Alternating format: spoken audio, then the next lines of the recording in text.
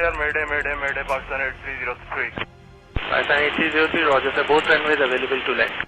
जिस वक्त पायलट ने ये अल्फाज बोले उस वक्त ये पैसेंजर एयरक्राफ्ट कराची के ऊपर सिर्फ 600 फीट की ऊंचाई पर था। पाकिस्तान के सबसे बड़े शहर कराची में कड़कती गर्मी की वजह से हर कोई अपने घरों में बंद था। दोपहर के 2:35 हो रहे थे और किसी को भी मालूम नहीं था कि कुछ ही लम्हों के बाद कराची में एक इमरजेंसी सिचुएशन पैदा होने वाली है, क्योंकि पाकिस्तान इंटरनेशनल एयरलाइंस PK 8303 के पायलट ने मेडे का डिस्ट्रेस सिग्नल दे दिया था। इसका मतलब था कि पायलट बेबस हो चुका है और जहाज अब उसके कंट्रोल से बाहर जा चुका है। ये सिग्नल देने के चंद सेकंड्स के बाद कराची एक जोरदार धमाके से लरज़ उठता है और आसमान काले धुएं की चादर ओढ़ लेता है। एयरबस A320 मॉडल कॉलोनी की घनी आबादी के ऊपर एयरपोर्ट से सिर्फ 430 मीटर पहले क्रैश कर जाता है। हैरानी की बात यह है कि इन्वेस्टिगेशन रिपोर्ट में बताया गया कि प्लेन में किसी किस्म का कोई फॉल्ट नहीं था। तो फिर आखिर ये हादसा हुआ तो हुआ कैसे? पायलट और ट्रैफिक कंट्रोलर के दरमियान क्या बातचीत चल रही थी? सिर्फ चंद मिनट पहले इसी एयरपोर्ट पर लैंडिंग की पहली कोशिश क्यों और कैसे नाकाम हुई? और 3 साल तक चलने वाली इन्वेस्टिगेशन में कौन से राज खुल कर सामने आए? ज़ेम टीवी की वीडियोस में एक बार फिर से खुशामदीद। नाज़रीन, 22 मई 2020 वाले दिन फ्लाइट 8303 को लाहौर से 1 बजे टेक ऑफ करना था और उसकी मंजिल थी कराची इंटरनेशनल एयरपोर्ट।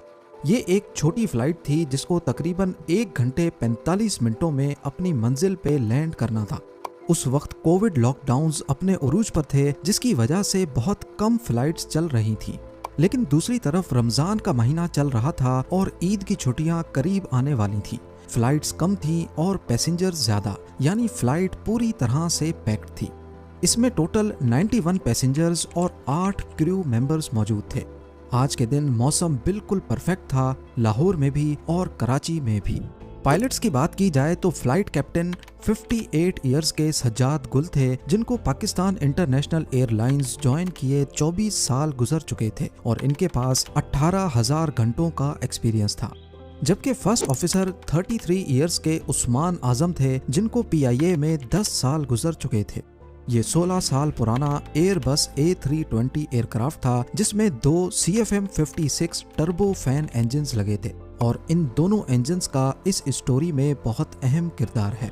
एयरक्राफ्ट बिल्कुल परफेक्ट कंडीशन में था, जिसको एयरबस की रिकमेंडेशंस के हिसाब से मेंटेन भी किया जा रहा था।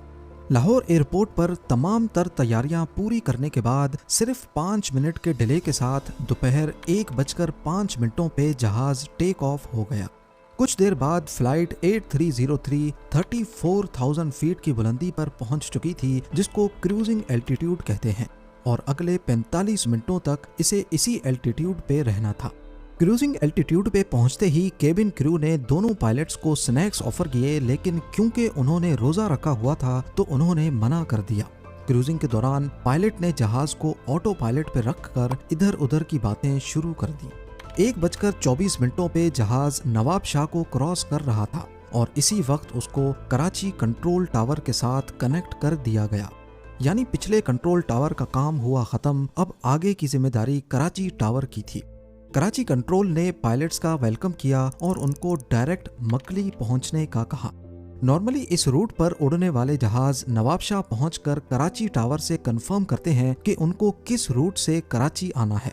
नवाबशाह से कराची के कई रूट्स मौजूद हैं, जिनमें शामिल हैं नवाबशाह 2A, नवाबशाह 2B और नवाबशाह 1C।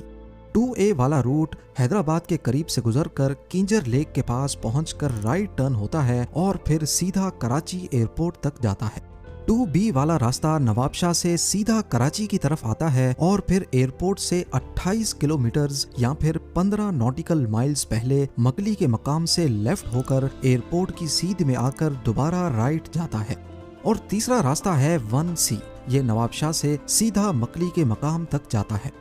ये तीनों रास्ते फ्लाइट के कंप्यूटर में भी रिकॉर्डेड होते हैं, यानी नवाबशाह से जो भी रास्ता असाइन किया जाता है पायलट्स ये अपने फ्लाइट कंप्यूटर में सेव कर लेते हैं और फिर ऑटो पायलट खुद ही अपना एल्टीट्यूड और स्पीड कम या ज्यादा करता है।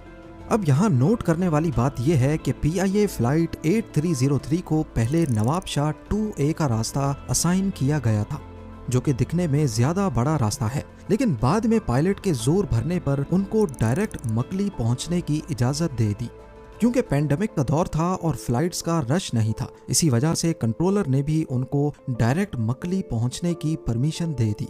लेकिन पायलट से गलती ये हुई कि उन्होंने इस शॉर्टकट को फ्लाइट मैनेजमेंट कंप्यूटर में सेव नहीं किया। यानी कंप्यूटर समझ रहा था कि नवाबशाह 2A का रास्ता सेलेक्टेड है, जबकि असल में वो 1C से आ रहे थे।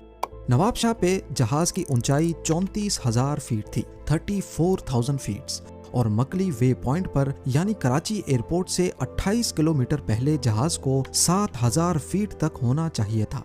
अब जाहिर है जहाज फौरन तो 34,000 से 7,000 पे नहीं आ सकता, तो इसको नवाबशाह से मकली के दरमियान रास्ते में ही आहिस्ता आहिस्ता अपना एल्टीट्यूड कम करना होता है। अगर रास्ता लंबा होगा तो एल्टीट्यूड आहिस्ता आहिस्ता कम होगा, और अगर रास्ता शॉर्ट होगा तो एल्टीट्यूड तेजी से कम होगा। फ्लाइट कंप्यूटर में 2A वाला रास्ता सेलेक्टेड होने की वजह से वो एल्टीट्यूड 1000 फीट पर मिनट के हिसाब से कम कर रहा था, जबकि पायलट जहाज को 1C के रास्ते ले आ रहे थे, जिसमें ज्यादा तेजी से एल्टीट्यूड कम होना चाहिए था। इसकी वजह से हुआ ये कि मकली के मकाम पर जहां जहाज को 7,000 फीट पे होना था, वो असल में 10,000 फीट्स पर था। कराची कंट्रोलर ने जब रेडार पे PK-8303 की ऊंचाई ज्यादा पाई तो पायलट को कहा गया कि आपकी ऊंचाई ज्यादा है, क्या आप आसानी से लैंड कर पाएंगे या फिर मकली पर ही एक गोल चक्कर लगाकर एल्टीट्यूड कम करेंगे। जिस पर कैप्टन ने बोला कि नहीं, हम कर लेंगे, और गोल चक्कर लगाने से मना कर दिया। अभी तक दोनों पायलट्स को इल्म नहीं था कि कंप्यूटर में सेव हुआ रास्ता अलग है और वो दूसरे रास्ते से आ रहे हैं। ये इन्फॉर्मेशन उनके सामने जाहिर थी, लेकिन उस पर ध्यान नहीं दिया गया। मकली के बाद ऊंचाई कम करने के लिए जहाज की नोज डाउन की गई। अब ये तेजी से नीचे आ रहा था, करीब 2400 फीट पर मिनट की स्पीड से, यानी एक मिनट में 2400 फीट कम हो रहे थे, और नोज डाउन होने की वजह से जहाज की स्पीड भी बढ़ गई। कुछ सेकंड्स के बाद जहाज रनवे से 21 किलोमीटर दूर पहुंच चुका था। इसकी ऊंचाई जहां पहले 10,000 फीट थी, वो अब 6,000 रह गई। लेकिन इस पॉइंट पर रूल के मुताबिक एल्टीट्यूड को 3,000 फीट पे रखना होता है, यानी ये लोग डबल एल्टीट्यूड पर थे। इस दौरान कंट्रोलर ने कई बार कैप्टन से राब्ता करने की कोशिश की, लेकिन फ्लाइट डाटा रिकॉर्डर के मुताबिक पायलट ने गलती से रेडियो फ्रीक्वेंसी चेंज कर दी थी। जब कैप्टन से राब्ता नहीं हो पा रहा था तो फिर इमरजेंसी फ्रीक्वेंसी के जरिए कैप्टन से राब्ता किया गया और उनको कहा गया कि आप 6,000 फीट पर हैं, जबकि यहाँ आपको 3,000 फीट पे होना चाहिए। उनको दोबारा से ऑर्बिट करने का कहा गया, जिससे जहाज की स्पीड और एल्टीट्यूड दोनों कम हो सकते थे। लेकिन इस बार भी कैप्टन ने ये कहते हुए मना कर दिया कि हम रनवे पर एस्टेब्लिश हो चुके हैं, हम कर लेंगे। इस मौके पर कैप्टन ने फर्स्ट ऑफिसर को कहा कि देखना, लैंड करने के बाद ये लोग हैरान रह जाएंगे। ये आवाज कॉकपिट वॉइस रिकॉर्डर में भी रिकॉर्ड हुई और कराची कंट्रोलर ने भी सुन लिया। कंट्रोलर ने दोबारा से उनको ऑर्बिट करने की हिदायत दी, जिस पर कैप्टन ने तीसरी बार भी मना कर दिया। इस पॉइंट पर कैप्टन को अपनी गलती का एहसास हुआ कि असल में फ्लाइट कंप्यूटर में 2A का रास्ता सेलेक्टेड था, जबकि वो 1C से आए थे। इस पर उनको ये कहते भी सुना गया, ओह ये क्या हो गया, रुके रुके, होल्ड खत्म करें। जिस पर फर्स्ट ऑफिसर ने अपना होल्ड खत्म करके कैप्टन को सारा होल्ड दे दिया। याद रहे कि यहाँ तक जहाज को फर्स्ट ऑफिसर फ्लाई कर रहे थे, जबकि कैप्टन की जिम्मेदारी हर चीज पर नजर रखना थी, और कैप्टन को इस बात का इल्म नहीं था कि फर्स्ट ऑफिसर ने लैंडिंग गियर नहीं खोला। PK-8303 बहुत तेजी से नीचे आ रही थी और एक मौके पर इसकी स्पीड 650 किलोमीटर फी घंटा से भी बढ़ गई, जिस पर वार्निंग अलार्म्स बजना शुरू हो गए। जैसे ही वो जमीन के करीब पहुंचे तो क्योंकि उनका लैंडिंग गियर नहीं खुला था, इस पर दूसरा अलार्म भी बजने लगा।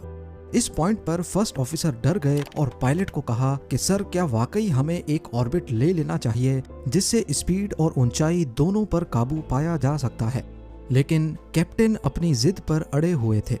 जब वो रनवे के करीब पहुंचे तब तक जहाज में मल्टीपल अलार्म्स बज रहे थे, जिसमें एक लैंडिंग गियर का भी था। इसी कंफ्यूजन में बिना लैंडिंग गियर खुले ही जहाज को रनवे पर उतार दिया गया। 16 सेकंड्स में 4 बार जहाज रनवे से टच हुआ, जिसकी वजह से केबिन में काफी झटके आए और जहाज के दोनों इंजन्स रनवे पर रगड़ते गए और उनमें से ऑयल लीक करने लगा। कैप्टन, जो पहले ही अलार्म्स की वजह से कंफ्यूज हो चुके थे, इस पॉइंट पर आकर उनको एहसास हुआ कि उनसे क्या गलती हो गई है। लेकिन तभी फर्स्ट ऑफिसर चिल्लाकर बोले, sir take off, sir take off. घबराहट में कैप्टन ने फर्स्ट ऑफिसर की बात मान ली और लिवर नीचे करके जहाज को दोबारा ऊपर उठा लिया। एक्सपर्ट्स का मानना है कि इस मौके पर जहाज को रनवे पर ही अपने हाल पे छोड़ देना चाहिए था। ज्यादा से ज्यादा इंजन में आग लग जाती, लेकिन कम से कम वो एयरपोर्ट इमरजेंसी सर्विस के करीब तो होते।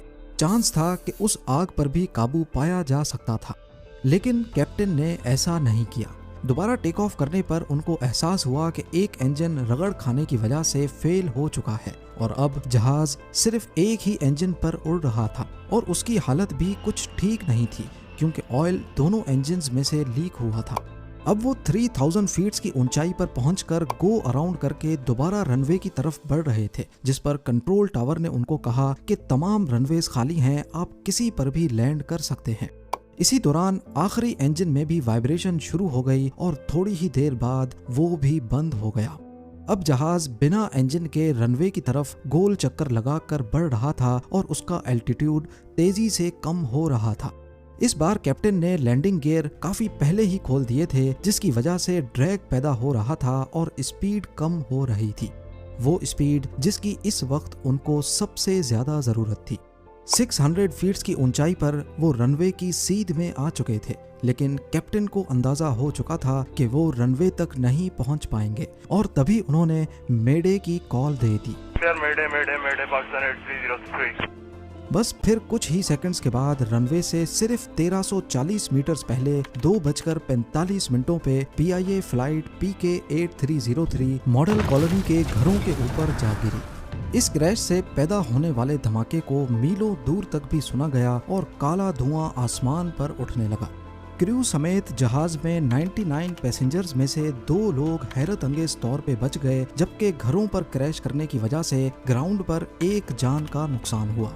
इमरजेंसी सर्विस फौरन पहुंच गई, लेकिन तंग गलियों की वजह से उनको काम करने में काफी मुश्किल का सामना करना पड़ा। इन्वेस्टिगेशन रिपोर्ट के मुताबिक इस एक्सीडेंट की जिम्मेदारी कैप्टन पर जाती है, जिन्होंने बार बार रूल्स एंड रेगुलेशन की खिलाफ वर्जी की और कई बार ट्रैफिक कंट्रोलर की इंस्ट्रक्शंस को मानने से इनकार किया। दूसरी जिम्मेदारी एयर ट्रैफिक कंट्रोलर की थी। उन्होंने पायलट को क्यों नहीं बताया कि उनका लैंडिंग गियर नहीं खुला हुआ। अगर पहले अटेम्प्ट में ही गियर खुला होता तो शायद ये नौबत ही नहीं आती। तीसरी वजह बताई गई कि दोनों पायलट्स उस दिन रोजे से थे, यानी उन्होंने पिछले 7-8 घंटों से कुछ नहीं खाया पिया था। बाद में रोजा रखकर फ्लाइंग करने पर पाबंदी लगा दी गई। इसी इन्वेस्टिगेशन रिपोर्ट में ये बात भी निकलकर सामने आई कि पाकिस्तान इंटरनेशनल एयरलाइंस के 40% पायलट्स के पास लाइसेंस ही नहीं है। इससे PIA का नॉन सीरियस बिहेवियर जाहिर होता है कि उन्होंने पायलट्स पर सख्ती क्यों नहीं की और क्यों उनको इतनी आज़ादी दी कि वो पैसेंजर्स की जान दांव पर लगाकर रूल्स की खिलाफ वर्जी करते रहें। उम्मीद है ज़ेम TV की ये वीडियो भी आप लोग भरपूर लाइक और शेयर करेंगे। आप लोगों के प्यार भरे कमेंट्स का बेहद शुक्रिया। मिलते हैं अगली शानदार वीडियो में।